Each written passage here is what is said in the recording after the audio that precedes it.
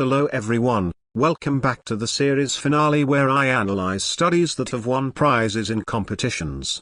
Last time we looked at a two brilliant mover study involving many sacrifices on the same square, but I will now cover the study by Sir Duke that managed to beat out every other study including the previous one. In the following position, white is up 2 pawns with a hanging knight on h1. This seems so simple but that would be very wrong. Black's c-pawn is actually very dangerous. Bishop to d3 allows a trade on g3 followed by rook d8, and in this opposite-colored bishop's endgame, black has enough counterplay to draw because white's rook on g3 is the worst-placed rook ever. Trying to get the king closer, black is going to be the one playing for a win now. But all of these calculations seem useless because white can just capture the horse, correct?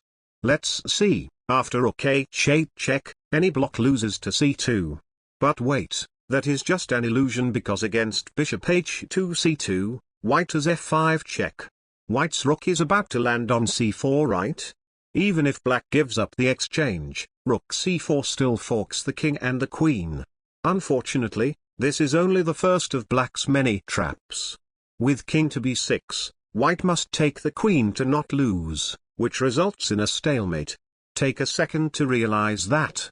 Going back to rook h8, white also has king g1, and after bishop b6 check bishop f2, it seems that by eliminating the enemy's bishop, stalemate resources will be gone as well.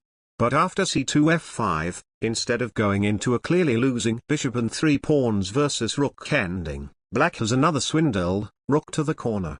After rook c4 check king b8. Black is threatening c1 queen to force a stalemate. White can capture on b4 but it will not change anything. That's the second stalemate trick we have seen by now. There still might be skeptics that maintain king takes h1 is winning, but the truth is that it lets black save the game.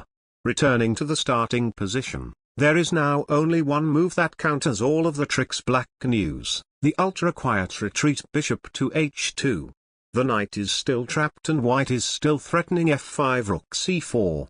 There could be an attempt to block f4 with rook f5, but after bishop to d3, black can no longer trade pieces.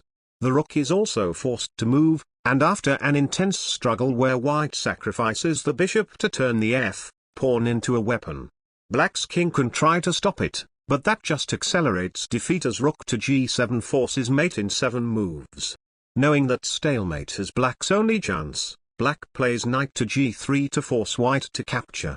After bishop takes g3 bishop b6 check, we have seen that bishop to f2 draws as the enemy rook can still reach the corner, but the differences can now be seen after king to h1.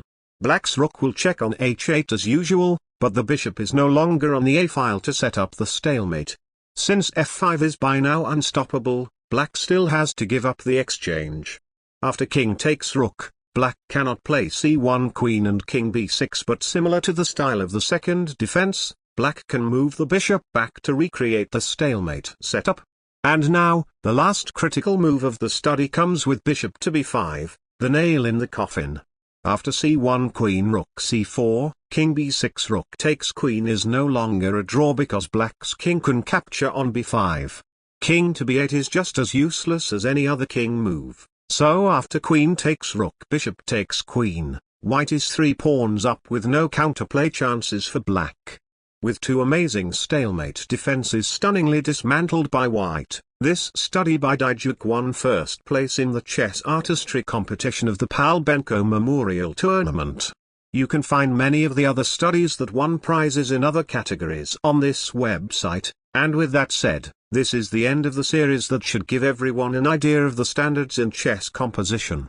If you want to see more studies like this, be sure to like and subscribe for more, and I will see you all in my next video. Goodbye.